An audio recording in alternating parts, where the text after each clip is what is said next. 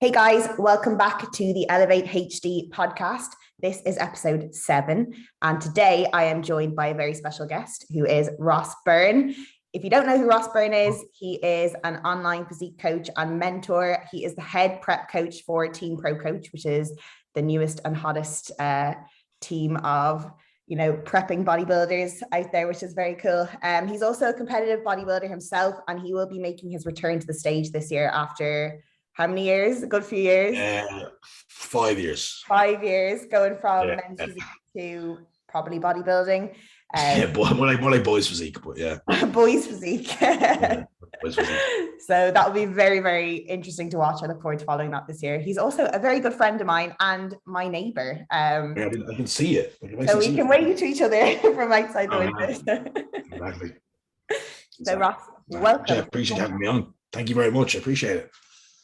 You're welcome. Good. So what we thought we would go through today is Ross is actually taking part in the Team Pro Coach No Switch Fitness seminar, which is on the 20th of March, which is this Sunday as we are recording. And his topic will be on the thyroid axis and the implications of this for physique athletes. So I thought this would be a really interesting topic to go through. We might go into female specifics in a later point, in a later podcast, but maybe just do a general overview today might be very useful because I do have a male and female audience. So I want to include everyone, not exclude anyone.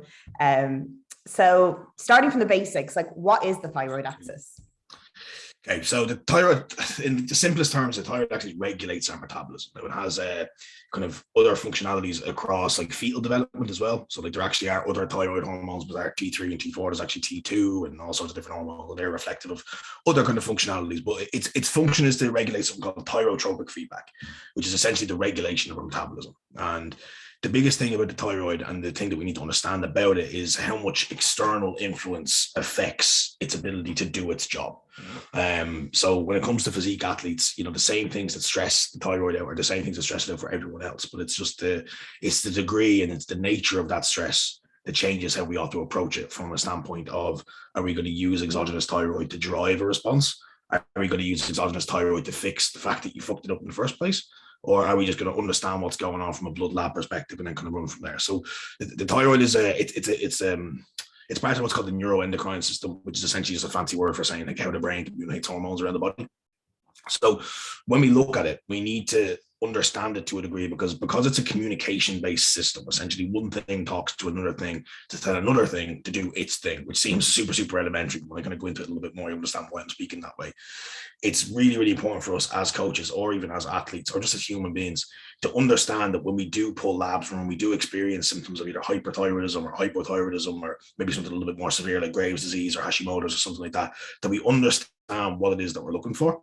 And then as coaches or as professionals to some extent, we know what the approach is then off the back of that, because we need to understand, okay, this is going to be something that's heavily affected by stress. And, one of the things that we as physique athletes do is we just purposely stress ourselves out for 16 to 20 weeks a year because it's fun.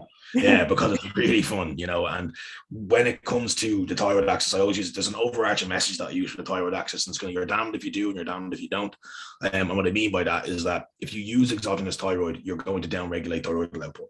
If you don't use thyroid, you're going to downregulate thyroidal output. So it's understanding, okay, what is the approach and what is the understanding that I need in my individual situation, or what do I need from my individual athlete in their situation, and how do I relay that back?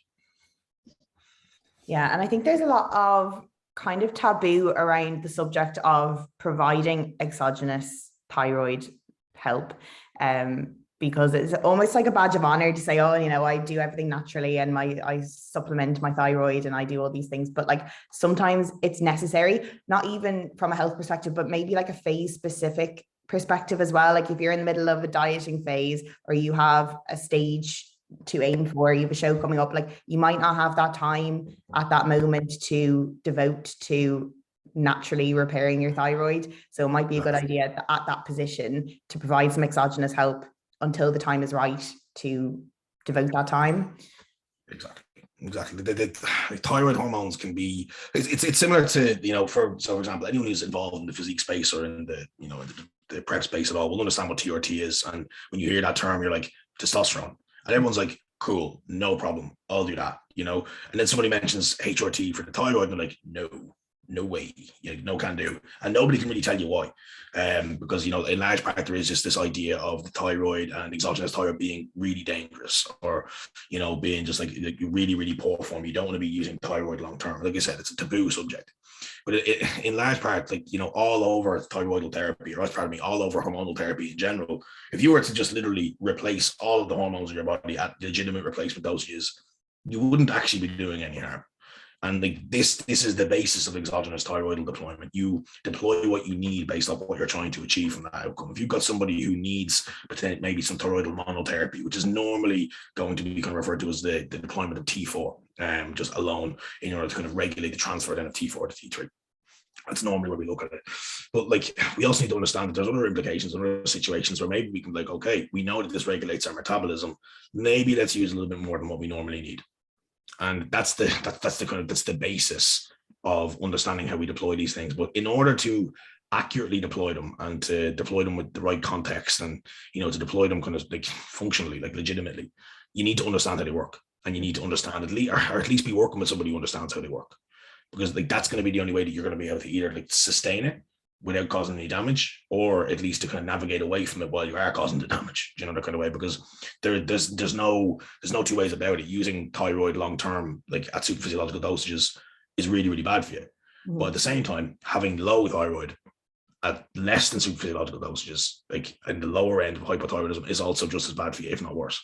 So, we need to understand what do we need to do at any point in time. So long-term dieting and long-term low energy availability is one of the leading causes of long-term hypothyroidism. So we both know of people who have spent a long time in and out of diets, naturally, assisted, whatever way you want to do it, who now find themselves in a position where their thyroid just isn't going to regulate the cells the same way that it used to. And even if it is, it's going to take a fuck long time to get it done. So what we can do in that situation is we can deploy something like thyroidal monotherapy. And we say, okay, cool, rather than go through the absolute hellhole that is having low thyroid. So low thyroid isn't just, I'm going to get fat. It's depression, it's low energy, it's lethargy, it's poor sleep. People do not realize how many elements of your everyday physiology are reflective of thyroid.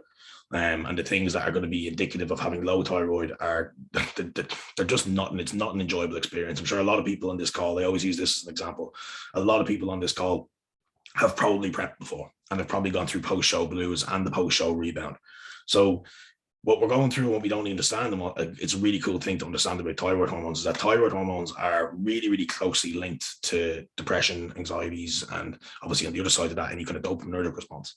So when we're going through that period of post-show, and let's say you've had either a coach who's maybe a little bit less informed, or potentially you are prepping yourself, or maybe you're just none the wiser, and you think to yourself, as soon as I finish this show, I cut out T3 and T4 in their entirety, and I cut out all my lipolytic drugs. What you're going to end up going through then is you're going to go through a period of rapid weight gain, which, as far as you're concerned, you can't understand why it's happening, because maybe you're controlling your diet on the other side. And at the same time, you're going to go through a pretty significant bout of poor mood and low mood, because the receptors for thyroid hormones are also in your brain. They're also located in the hypothalamus, and we know about that based off the mechanism of action that we go through. And these are all really, really closely linked to, that post-show period where you just feel like a bag of shit. So what I'm trying to say in my overarching message of this kind of spiel is that understanding this is not just relative to fat loss, it's relative to your overall overarching health as an athlete. And, one of the kind of, I don't want to call it a rule of thumb, because it's not something I always do. One of the things that I'll often speak about my assisted athletes with, who are willing to go down that route, or who want to go down that route, is that, once you go through a prep, and once you go through this really, really heavy, extensive bout of low energy availability and, low body fat, you're probably going to want to consider long-term monotherapy as soon as you've done that, or just kind of bite the bullet and say, I'm going to get to that point anyway. Let's just lean into the use of monotherapy now. And you can throw it in early. And I've watched it save people. If I'm honest with you, I've watched it make massive differences. I'm not going to name names, because some of them have other coaches and some of them have other people that they're aligned with, and they've come to me specifically for help around kind of post-show, and they felt hopeless. And I said, okay, cool, let's try this. And in large part, what I asked them to do was lean in towards thyroid monotherapy, and their whole life changes within a couple of weeks. Mm-hmm. Because they don't realize that thing that's missing and that thing that's wrong is actually a physiological entity. It's a thing that's not there. It's a thing that's not operating the same way it is, because like I said, the thyroid it's so closely affected by so much of the things that go on in our every day. And as physique athletes, when we're in that arse end of prep, all of the things that negatively impact thyroid output are getting this shit kicked out of them. Low immunity, low energy availability, and chronic low energy availability. Because what we need to understand about any neuroendocrine system is that it's very much linked to your external environment and stress. So the best way to understand hormones in terms of their actions and the whys behind their actions is to think back to Neanderthalic periods of time. So when we were cavemen. So it's like what we don't understand, or what a lot of people don't think about, is we're not really all that far divorced away from when we were cavemen. We're not really, like, as far as like the bodies that we permit ourselves in, we're not that far away. We've just had an absolutely incredible amount of technological advancement in the past kind of 200-300 years, beyond anything we've ever seen before in the history of kind of human genealogy development. So what's happened is our technology has advanced, but our bodies and the physiological responses that we permit ourselves with, they haven't really changed all that much.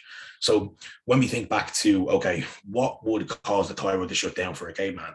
So you're sitting in a cave, ice age outside, saber-toothed tigers, woolly mammoths all over the gaff. You're going to be sitting in that cave. You're not going to have the same level of energy availability. Your body's going to think, how the fuck am I supposed to stay alive? It downregulates your metabolism. Mm-hmm. So it regulates that thyroid output down, and it brings it down to a place where it's not moving as quickly, or it's not moving as efficiently. Whatever word you want to use doesn't really matter. It doesn't work the same because it's trying to keep the body fat on your frame. But as far as we're concerned, we're in a sparkly bikini. And the day after we're in a sparkly bikini, we realize, oh, wait, we actually have all the food on Earth available to us. And that's when things go wrong, because your metabolism and your overall thyroid output has been shut down, has been moved down south. And then all of a sudden you give all the food it could possibly need to a metabolism that's just not prepared for it, and you blow up like a balloon. And unfortunately, what ends up happening then is, the combination of the thyroid's effect on low mood, and then the combination of kind of gaining weight at a rapid rate and its effect on low mood, and then that awful binge restrict cycle that often comes about. And again, it's not for me to be kind of, picking genders. It's very, very particularly, it's quite common in females particularly. I think males have a little bit more of a kind of exogenous input available to them across kind of different facets, so they don't go through it as much. But like, it's a really, really difficult thing to go through, which, it sounds terrible, has a potentially really simple solution if people would just kind of learn a little bit more about it, or kind of open up the idea of, these things not being things that we need to use in the acute. Like, using a hormone and then using super physiological doses of a hormone are two very, very different things. These hormones weren't invented to get you jacked or to get you shredded. They weren't put on this earth so that you can go and use them and, go win a PCA show. That's not really what they're there for. They were there for a medical rationale and a medical deployment. And sometimes us as physique athletes, based off the way that we decide to live our lives, which is the way that we decide to, whether they like it or not, puts us in a position where any other medical environment, we're going to be given the drug that we need. You end up finding yourself in a position of hypothyroidism. Male bodybuilders who eat shitloads of food and, who push themselves and their body weights to really, really high extremes, they essentially give themselves diabetes, and then they use insulin. It's like, you're going through these, these bouts of, kind of like physiological, super physiological bouts of anything, and it lends itself to understanding these things at a level, because you're probably going to need them. You can't just prep and compete and be a bodybuilder and not be aware of the fact that these things come with their costs. That kind of way, and those costs often need to be learned about, and those costs often need to be understood, because it's just a reality situation that we live in. It's a reality of the industry that we're in, and the expansive knowledge that is now available to you is just absolutely outrageous. These are the kind of things that people just didn't talk about a couple of years ago, but now there's such an expansive awareness around these things now that we can put these things in play. We can look outside of the box so far as kind of what options are available to us, and there's no doubt in my mind that it's very much worth mentioning Joe's name here. So like, Joe has pretty much set the tone for understanding these things beyond the scope of just the prep and just your kind of, your kind of your bodybuilder-esque meathead life. He's very much paved the way for an expansive line of thought here, and massive shout out to Joe. I wouldn't be able to teach things that I'm teaching on Sunday without Joe's help. And that's worth putting out there, because there's nothing wrong with taking the respect that you deserve for someone and putting it out there, because he's an incredible guy, and he's changed the industry and the thought process that people have now. So very, very, very, very lucky to have access to Joe, and he's like a perfect example of somebody who's paving the way for thought process around these things. Yeah, and just like his ability to put that information out there and lead people to ask questions, and don't just take your coach's word for it because they have been prepping people for X amount of years. Right. Ask the why, ask the how, and actually question what they're doing and why they're doing it, because a lot of coaches deploy these things without the know-how and the mechanisms behind it, and they just did it because it worked for XYZ, so therefore it worked for you. There's not much more thought to it than that, and that's the thing we really need to start challenging, because we are dealing with our health, our bodies, our long-term like longevity in the sport and in life in general, and we need to take that seriously. Like, it is a big commitment and a big decision to step into the bodybuilding realm and the enhanced bodybuilding realm. And you need to be aware of all the risks and all of the things that could potentially go wrong, and you need to accept them. So you need to be informed, and it's really amazing that these kind of platforms are coming out now where people are able to educate themselves and inform themselves, because not every person who is into bodybuilding is able to go onto PubMed and research for themselves and deduce their own conclusions from these papers. Like, people are not designed to do that. Like, I've been through a science degree, so I'm lucky enough that I've learned how to do that, but like a lot of people haven't. So they need kind of reliable and accessible information that can provide them with that stuff. Yep. Even to bring back to the whole research thing, I would have I don't come from the most educated background. I kind of found education late in life, after wasting a couple of years acting the bollocks, to be perfectly honest with you. And I think that, for me, I found such a relief in the fact that, like, for the first couple of years, I was like, okay, I want to look at my education. I want to set myself at a higher standard as a coach. And I would lean towards research papers. I was like, I have no fucking idea how to read this thing. And I was very, very lucky that, the expansive information that we have now, I was like, oh, he's read it, just teach me, and by going and learning from people like Joe, Victor Black, from Callum, from like Dean, all these people who are going to set the standard to a certain extent so far as kind of forward thinking around these things. It gave me the opportunity to then return back to research and have more of a kind of, a foundational awareness that I can then expand on. So, by going and learning from other people, I was able to kind of relay it back and then kind of expand my own learning, that kind of way. So, like, I've never actually done any direct consult with Joe, for example, around thyroid. I just knew what to look for based off how he speaks about things, and people who he spoke to before, the things that he spoke to me about, kind of where to lean towards and what to understand so far as kind of getting a better conceptual understanding of something, so like just by kind of leaning towards their message, you can then kind of pay their own way. And it's a really, really special thing. I'm eternally grateful to Joe 100%. I've texted him before and I told him about how much, like, what we've done has helped so much, that kind of way. And it's something I think about quite a lot. Got a couple of the Physique Collective boys coming now on Sunday. I'll make sure they know about it as well, because it's something that's really, really helped me, and to a certain extent has helped me kind of move forward. So massive props to Joe and his thought process 1,000%. Yeah, it's funny because I think in the industry there's often like quite a bit of rivalry between different teams and groups, but you have to realize that really all of us collaborate together to create kind of a synergy of information, because we all have our own skills, we all have our own talents, and why not use them for the better and to contribute to each other's development and progression? I think that will work.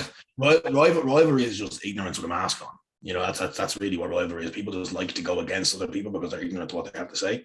It's an unfortunate thing, because like, I think over time you're going to see less of that, because more and more people are going to be influenced by the likes of me, by the likes of Joe, by the likes of Callum, by the likes of you.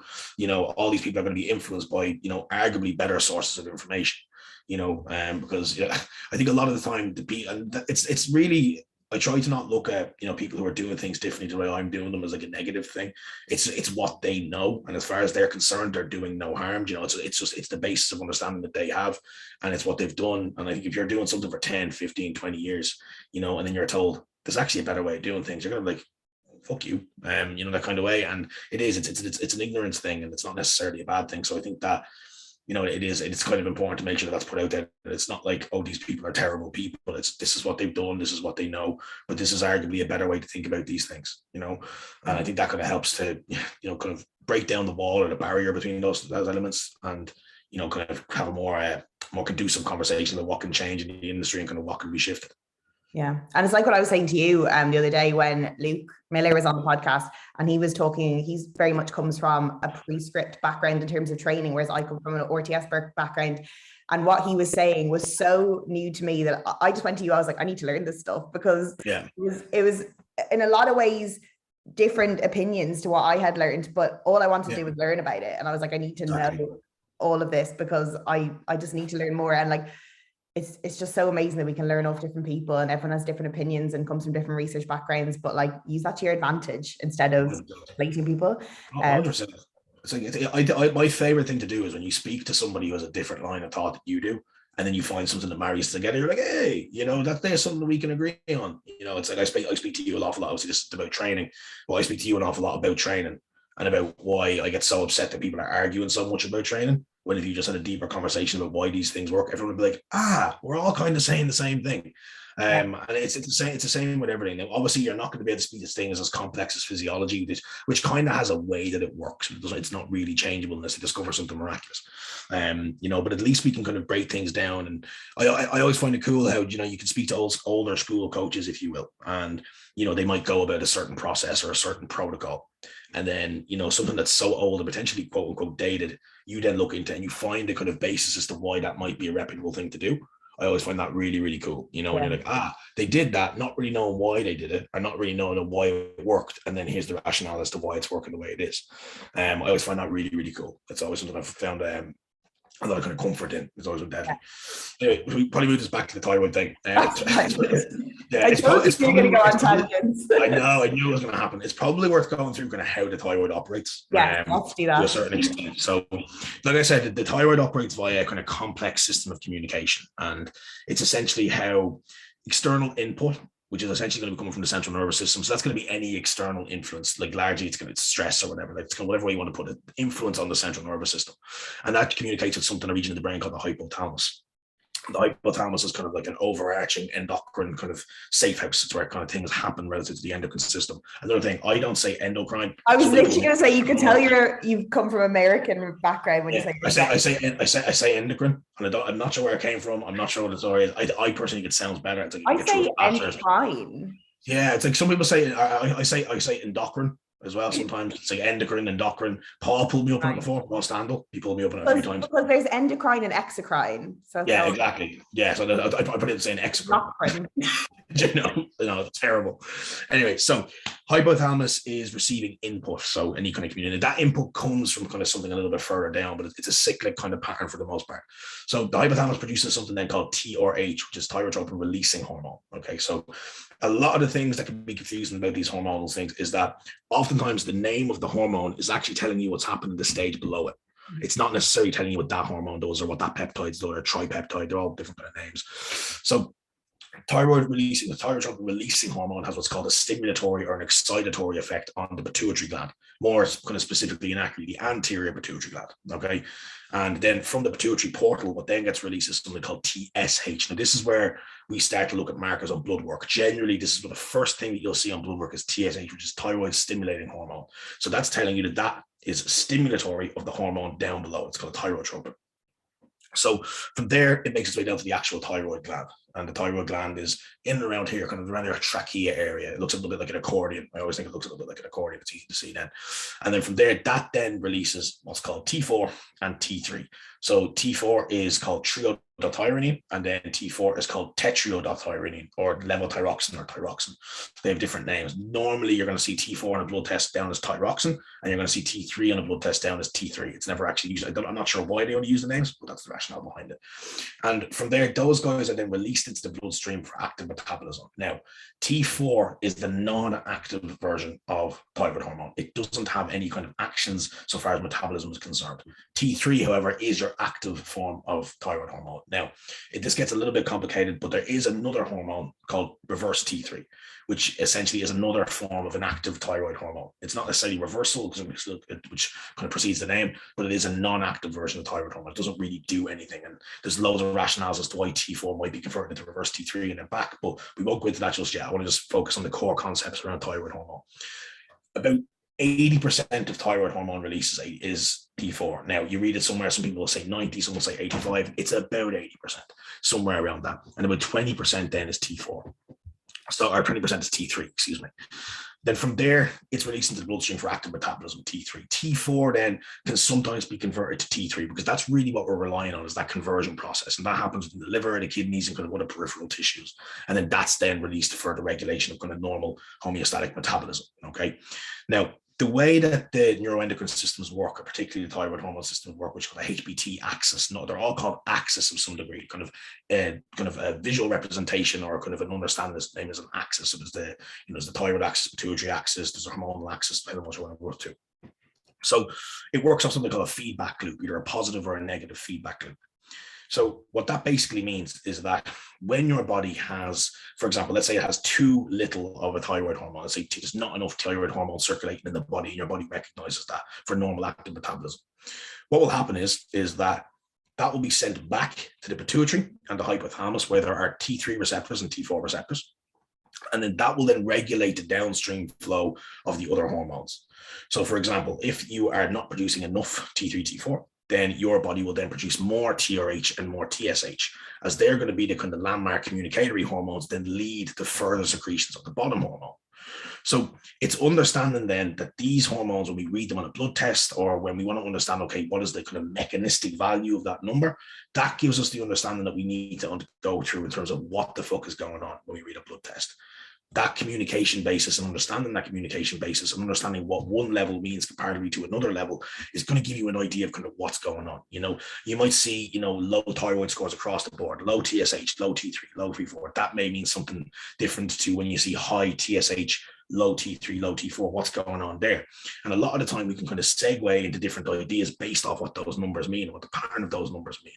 If we're seeing low T3, low T4, and then high TSH, we can be pretty damn sure that the thyroid is stimulating as much as it can, or at least TSH is being stimulated to the degree that it needs to then produce T3, T4, but it's not being produced. So we have to ask, okay, why is that happening? Is it something to do with the conversion process? So again, in a really, really simple sense, the individual unit of the thyroid is called the follicular cell. Again, not to be confused with the folliculars of the ovarian system, but it's called the follicular cells. And the center of that cell is called the colloid. So it's the conversion of basically what's something called thyroglobulin and iodide, which creates T3, T4. They're the building blocks of the thyroid hormones. Now, iodide has to be oxidized into what we know as iodine, or the opposite way around. And then that then produces the active form of T3 and T4. That's kind of how those things work. So it's that process that may be skewed. And that's normally going to be reflective of maybe some immunological issues, because again, it's blood bound. So it's vitally important that we understand that process to then better understand what is going on with our clients. Because I could sit there and, like, if I have no idea what I'm looking at, and I look at the thyroid test, I'm like, yeah, they're thyroid hormones, and I just slap it down. I haven't actually done anything. So it's really important not to look at these tests and just not really understand what it is that you're dealing with. And it's going to be understanding that communication basis of TSH, TRH, you know, T3, T4, that feedback loop to some degree, or working with somebody who does understand it to a degree, which is going to allow you to make accurate representative decisions. Because you then have to look at those scores, you have to look at those relays, and then ask yourself, okay, at what point is this person in? Like, if somebody's at the depths of a show and they do a T3 and they do a thyroid test, and they're not using exogenous thyroid's going to be downregulated. It's going to be inevitability. You might see high TSH, you might see T3, T4 higher, and pardon me, lower, and you know, you can be pretty damn sure if there's something going on there. So this is kind of where the basis of thyroid physiology comes into things, is understanding that communication process. So, you know, if you're looking at, okay, what do I do in the situation where, you know, I just have hypothyroid? It's just super, super low. There doesn't seem to be any reason why behind it. You can take steps. You can go and, you know, you can use things like, you know, building blocks, for example, of thyroid. So you can actually take things like iodine, for example, like that, which would be kind of a building block of the thyroid. And that would be based off the, you know, the percent, the kind of the guess, I suppose, the assumption that potentially it's that process of thyroglobulin and iodine that's not working. That's not allowing your body to process and create those thyroid hormones at the back of it. But a lot of the time, what ends up having to happen in the kind of space that we're in is that we can make the assumption based off, you know, anecdotal evidence, based on what we know happens within thyroid physiology, within these bouts of low energy availability for chronic amounts of time. We can be pretty sure that some kind of medical input is going to be necessary. In nearly, I'd say 85% of the cases that I deal with, a singular deployment of T4 thyroidal monotherapy works to tick the boxes that majority of people need. It seems to be the kind of efficacious, you know, transfer, if you will, or conversion, whatever word we want to use, of T4 to T3 that seems to be the problem for the most part of people after bouts of low energy availability. And oftentimes just correcting the volume of T4 regulates the volume of T3 to a certain extent, and it allows for either a normalcy to be kind of created, or it allows for at least potentially in some cases to then push up to that kind of higher supraphysiological level if you need it to be. Sometimes when I'm looking at utilizing thyroid hormones for the basis of lipolytic action or for the basis of fat loss, I will actually just deploy T4 first, and I'm going to just see what happens, because the assumption that you would make in your head is that X amount of T4 will regulate itself into X amount of T3. So you can kind of be pretty sure that if you're dealing with, a lower level of T4 or X level of T4, and then you pop in, 100 micrograms of T4 a day, and that the blood value that you got previously will be reflective of a lower level of T4 or lower level, 100 micrograms of T4, you can be pretty sure you're going to see an upregulation in T3. So it's almost like utilizing it in stages, but the overarching message there is understanding what it is that you're looking at and then kind of going from there. Mm-hmm. Now, no doubt, I definitely made some boo-boos a lot. There's so much shit going on with the lacks. I definitely treat TRH, I should have said TSH, but again, like I said, the overarching understanding is there, and it's something that we need to understand, and it's something that we need to relay back either to our coach or to ourselves as coaches. Just from speaking to me, you could tell it's a pretty complex process. Mm-hmm. But I've always found that when it came to learning anything within the endocrine systems is that it always seems more complex than it actually is, because a lot of the time, like I said, when you read up on these things, the answer to what happens next is kind of given to you based off the name of the hormone. And a lot of the things that happen within the neuroendocrine system, they're all happening in the same place. They're all hypothalamus, pituitary, they're all kind of happening around the same area.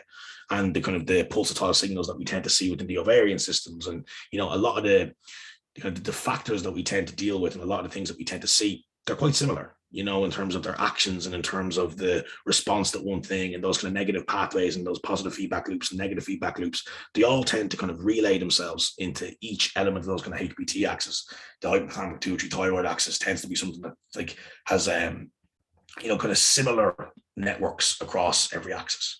So it becomes easier to understand. When you understand one in depth, it can be a little bit easier to understand the next one. It's almost like learning languages that kind of all come from Latin. You kind of have a basis of learning each one when you learn the next one. And, I would have started off in kind of like ovarian physiology initially, and then kind of segued into thyroid physiology down. And I was like, this is kind of the same. There's a lot of similarities that have made it a lot easier to learn. And if you're not somebody who wants to learn it to this degree, then, you can move towards somebody who is able to learn it to that degree. Like most coaches and most athletes don't need to know it to the extent that I'm going to go into it in. But, by understanding it at that level, you will never really understand it at that level. Kind of way, if you understand the basis of how these things work, at least then you can take that with you either into your coaching practice or at least into your practice as an athlete, and have a far more informed decision on kind of what you can do next, rather than kind of going in blind and just saying T3, T4, fat loss, give me all of it, that kind of way, because, there's going to be implications there as well. Like if anyone's ever taken T3 or T4, you'll notice like almost an immediate increase in heart rate. It happens quite quickly. So that's something you need to understand and kind of get a basis for, because anyone takes it like, I'm going to die. I'm about to die, but in reality, it's simply, it's probably the combination of your own endogenous input and exogenous input, and that will regulate itself in time. And, kind of being able to be informed to some degree is really, really important, that kind of way. So that's kind of where I stand on the whole thing.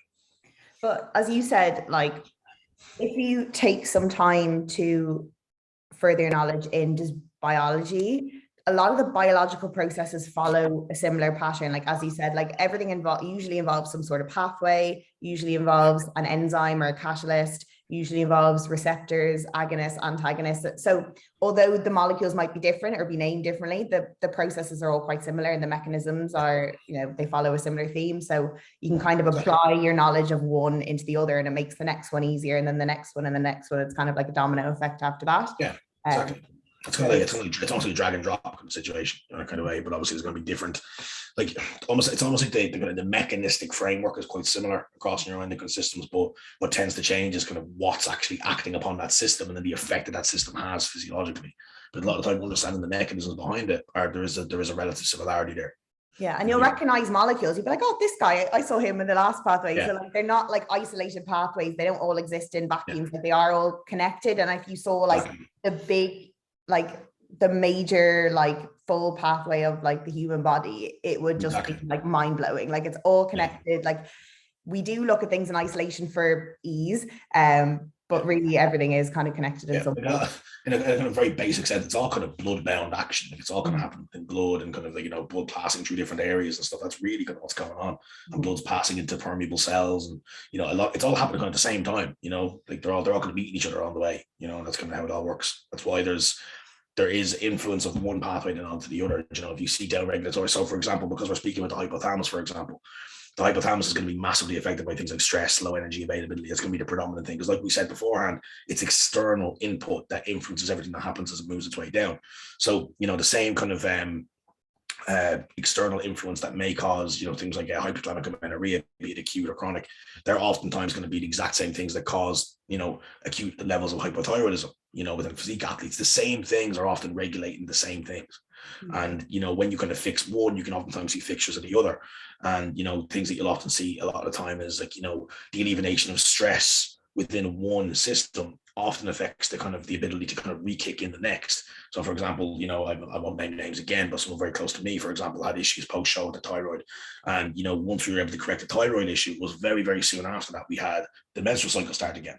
It wasn't that long afterwards. And now, am I saying there was a direct influence? No, I'm not. But I'm saying that the elevation of one, or the cessation of one being on a high level of stress, almost allowed that kind of, that manageability, that kind of crossover effect for the other one to kind of regulate itself, be that just from the management of stress of knowing that you just got that thing sorted, or from the other kind of complex stress physiology that's going on.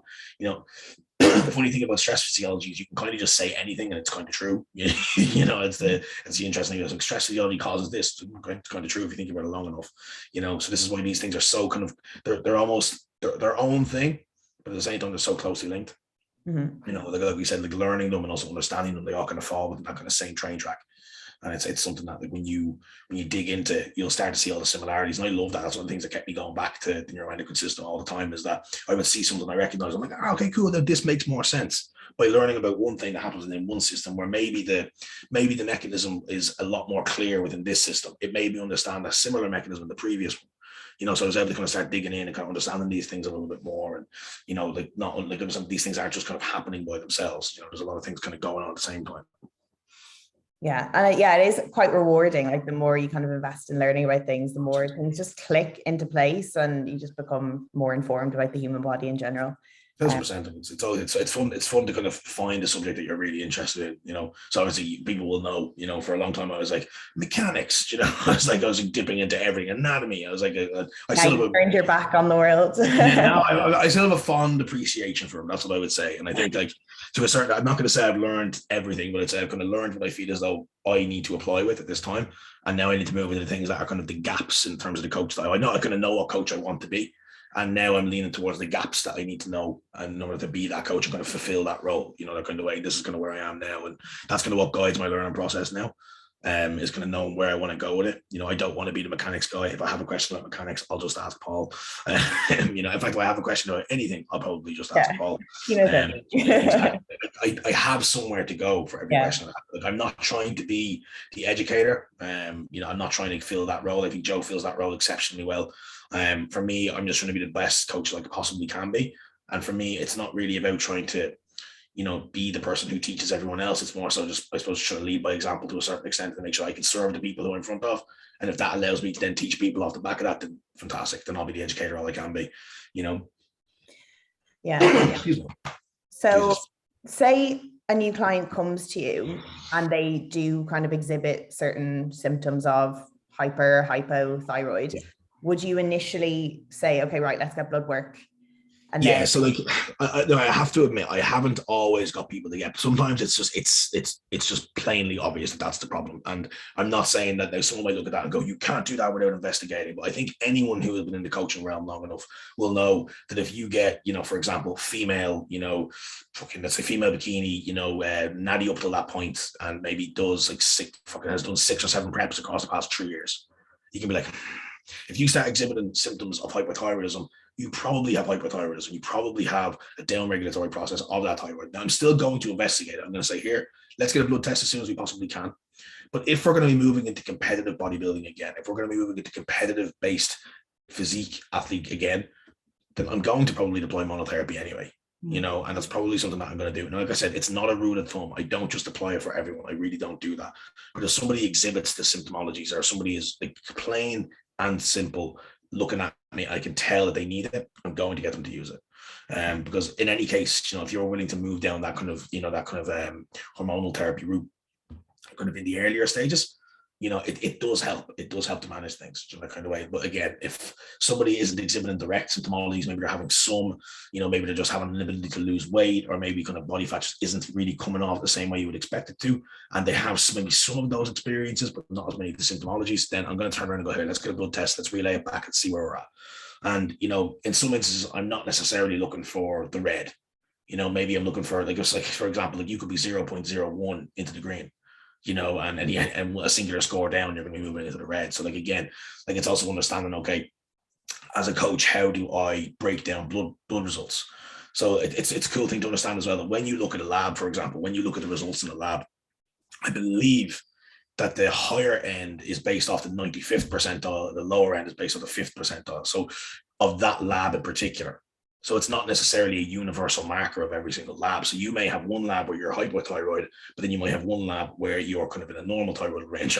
I don't want to know a lab where you're hypo in one and hyper in the other. If that's the case, close the fucking lab down. But in general, it's important to be able to kind of sit back and say to yourself, okay, is this an option for me? So I had a girl quite recently come to me who had some bloods, and I think she felt like kind of 2 or 3 points into like normal thyroidal range. But like, we also have to understand, even like whether you're fed or fasted is going to dictate thyroidal output scores. And I was just kind of like, okay, every piece of evidence is here for me to suggest that she probably needs this. So I put it in anyway. I took the executive decision to say, okay, let's go in with T4 at 100 micrograms a day, split AM the first thing you wake up, and then kind of in the mid after the afternoon. And pop that in there as well. And again, her symptomology is massively improved. We reset their bloods and everything was back to normal again. So they're the kind of things that we need to look at as coaches, and they're the kind of things that the processes that we need to think about. And just going and maybe getting an athlete going, okay, and similar to maybe we might employ supplements. You don't just say, here's T4. You have to look at these things objectively, and you have to be able to say to yourself, okay, is this an option? And be that kind of true blood-based evidence or symptomology evidence. And you just track back and ask yourself, okay, is this something that I'm going to need? There is some degree of investigation needed, but sometimes it's just so plainly in your face. That's the move that you make. Yeah. And then, so that's kind of the issue, is like, say someone comes to you and they exhibit like hypothyroid symptoms, or you've seen that they do actually have like low thyroid hormones. If they're looking to kind of invest in a time repairing it, then you need to sit down and say to them, no prepping, no dieting. Yeah, exactly. It needs to be your sometimes like, if you really want to correct the thyroid axis like as efficiently, as quickly as you can, a lot of the time the answer is like, okay, no training, gain loads of weight, and it's like you're kind of trying to get that person to the threshold of where those things are going to kick back in again, and it's like, again, it also takes a massive understanding as to where that's come from as well. Like, obviously, if you're somebody who's maybe coming from that competitive space, then yeah, you're probably going to have to move into that kind of like lower training volume, and if not zero training volume for a while, and if they're a person who has either already said to themselves, okay, I'm willing to move into the assisted realm, or, I've already been in the assisted realm, I'm no longer a natural athlete, I do often have conversations with them like, okay, we can move down this route of trying to manage it, like via supplement means, that kind of way, and go through kind of having different kind of, puzzle pieces of the thyroid, for example. We can go and we can supplement those things like iodine, are an example, or we could say, right, listen, this is the situation that we find ourselves in. We know that you are dealing with symptomology of hypothyroidism, and we know that you're going to move into this realm again, and you want to move into this realm as efficiently and ideally as quickly as possible. One of the options that we have to correct this, without question, is to simply just apply HRT within this realm. You are going to be dealing with zero health complications. Again, medically prescribed HRT shows no signs of ill health. And we're going to get this sorted. We can essentially move on to the next phase of pretty much a level of immediacy. A lot of the time when you sit down and have that conversation with them, and you have that mechanistic understanding as to why you're doing it, they will just say, yeah, absolutely, let's go that way. Because again, that comes from a level of understanding where you can relay it to them in a contextual, straight up, honest way. Because a lot of times if you don't have that information, you're just kind of trying to, okay, let's go with this. It's very, very difficult to build that level of trust with that person, because you're basically saying, take this drug long term, that kind of way. But if you can kind of get them to understand as to why that's a good rationale for them, a lot of the time they'll sit down and they'll say, I'm willing to go down there. And if you are in your heart of hearts confident in your ability to converse about those things, and again, about the kind of health risks of that thing being so minimal that you say that they are, then there should be no real reason they shouldn't look at you and say, okay, I'm willing to do that. Yeah, I think a lot of the scaremongering about thyroid replacement is people saying that thyroid can be like a catabolic hormone. Yeah. Obviously that in a dieting phase, that's something you need to be cautious of as well, to have the right dose for you. 100%. Like the issue is, if you're taking replacement doses, you're not going to be catabolic, because you're essentially moving towards a place where you're regulating your metabolism. That's really what you're trying to do. You're not like, obviously you're giving yourself thyroid hormone. What you're doing is you're trying to regulate your metabolism into a level of normalcy. You know, you're not trying to upregulate your metabolism at this point in time, not with monotherapies. What you're trying to really do is you're trying to regulate it and kind of create a level of normalcy across that physiological network. You know, and when you explain to someone that this is something that we can do to make that happen, you know, you're already assisted, you're already going on that route, your goal is a pro carb, whatever way it's going to be, something that kind of, you know, paints a very clear picture of I'm an assisted athlete.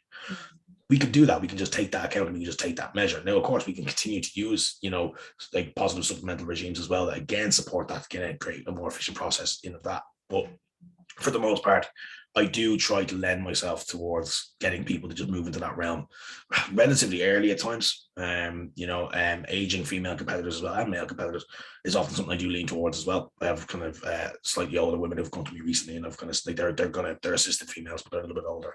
And I said, you know, this is likely something you may move into the future. You know, this can help us kind of manage the impact of your previous preps, which again, if you're a slightly more aged female, probably makes it even more difficult again to regulate that in of itself. And we did it, massive positive feedback straight away. We've moved away from this kind of period where we thought we were going to have to manage things long term, and we're into the next phase, getting ready for prep at the end of the year, you know. So like these things can really open up the floodgates and clear the runway for the rest of your year if you understand them, you know.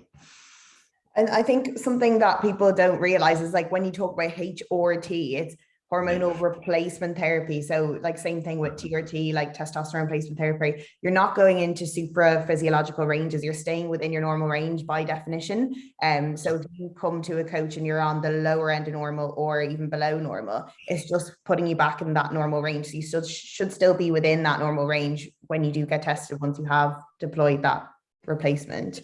Yeah, exactly. And if by some view you're not, or you're a hypermetabolizer or something like that, then you simply just reduce the dose. You know, like, and that again, that alleviates any kind of stress in the body to a certain extent. You know, a lot of the basis of, you know, just like female enhancement right now, at least the way it is, like the overarching message here is to utilize kind of like almost all over replacement therapies, you know, to kind of maximize the ability for a female to kind of regulate themselves across the year. Because, you know, truth be told, it is probably at least based on kind of the common way that we do things in the industry, or the common way that people do things, it's a lot more difficult for a female to manage their year, manage their kind of endocrine systems long term than it is for a male. That's just the way it is.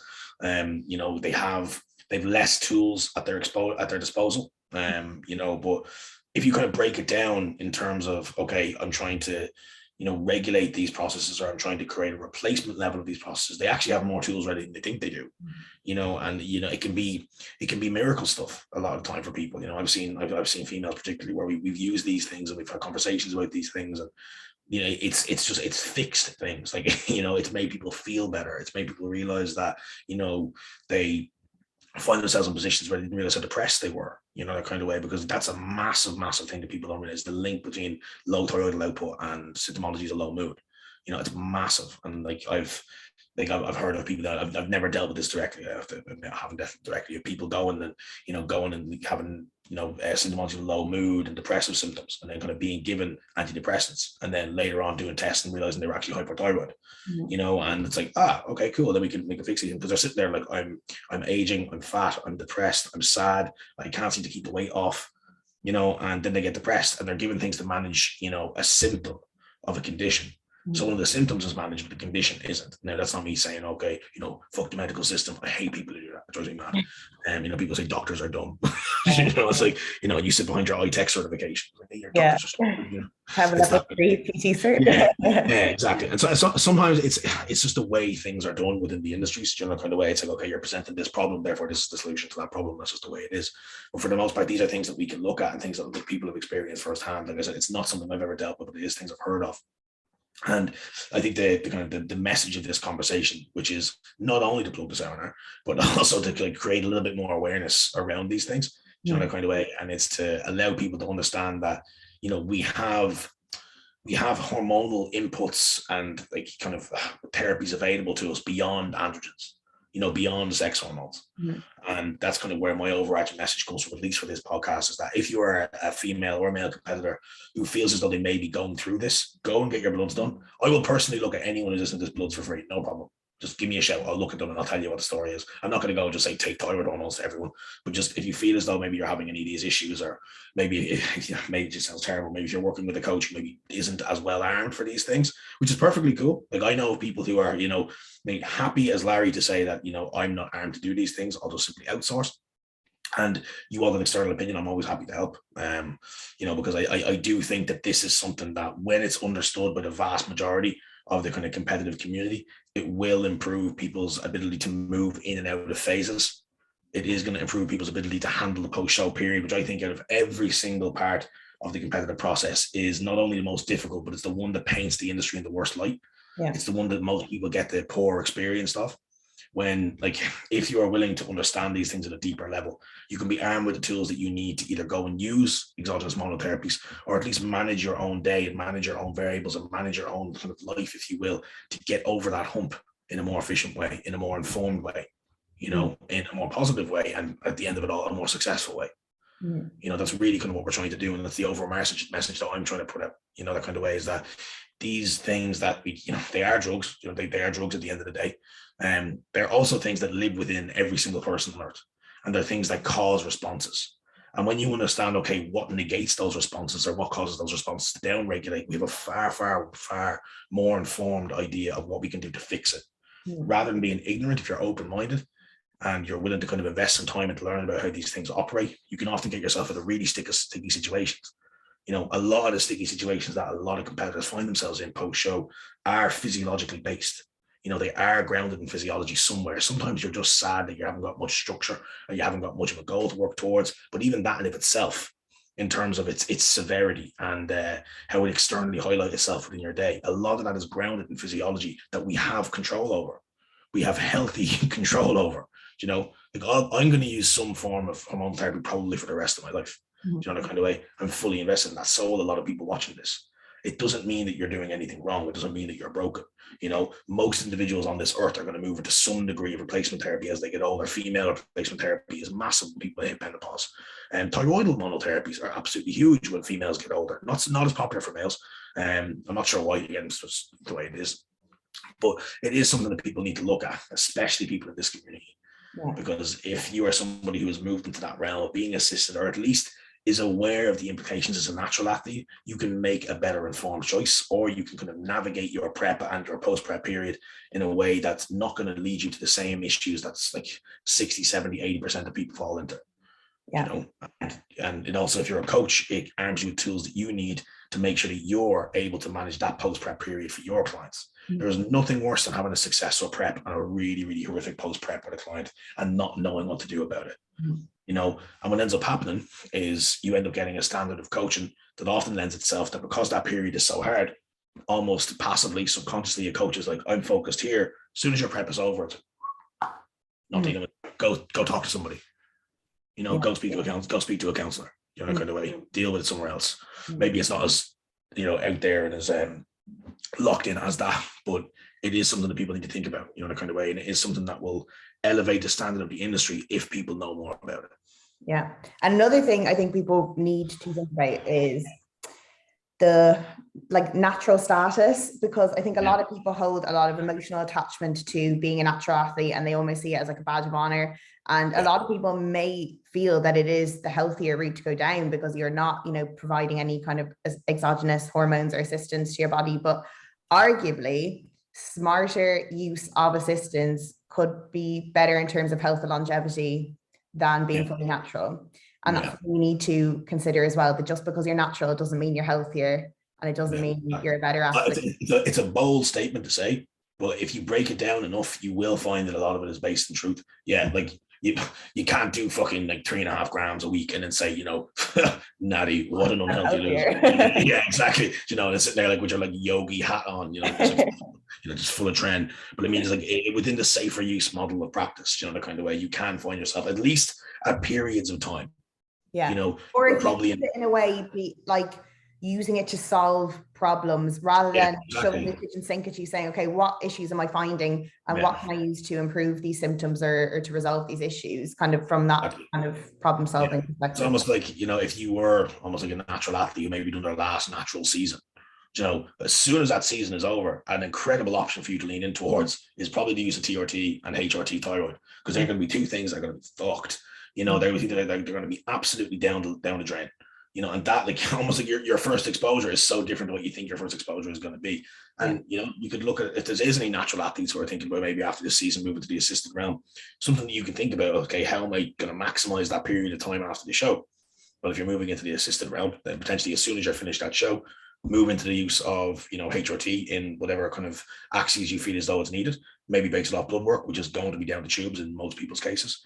And then you start moving in from there, almost like that becomes your first exposure. That's going to allow you to navigate the recovery period better.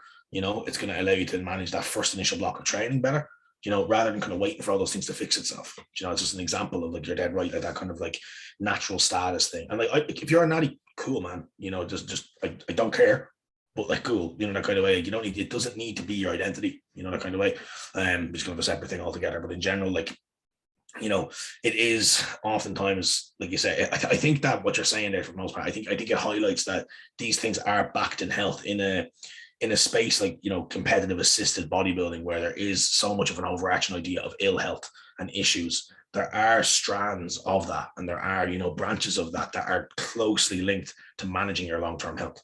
Kind of like, this is one of those things. This is one of those things that's linked to managing your health long term, and it's kind of like, you know, it's kind of like hormesis, you know, kind of way. Like, you're using enough of something to create a positive response. When sometimes we use enough to create something a little bit negative, but we look good doing it. You know, that kind of way. It's that kind of thing, and it's that kind of overarching idea that, you know, these things have a medical ground.